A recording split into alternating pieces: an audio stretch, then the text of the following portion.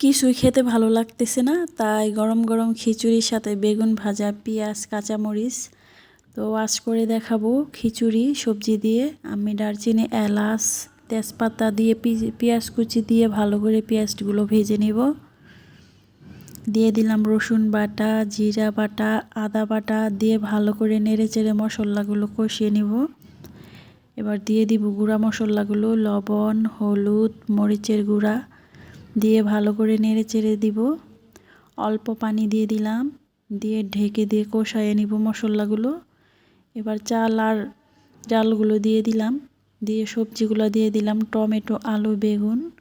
আপনারা চাইলে আরও অনেক কিছু দিতে পারেন।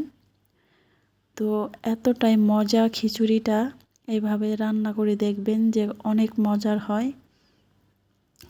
এরকম করে খিচুড়ি রান্না করলে তো আমার বাসায় সবাই খিচুড়ি খায়, আর কিছু খাইতেই চায় না। তো আপনারাও ট্রাই করবেন, দেখেন কতটা লোভনীয় লাগতেছে। সবাই ভালো থাকবেন, সুস্থ থাকবেন। আল্লাহ হাফেজ।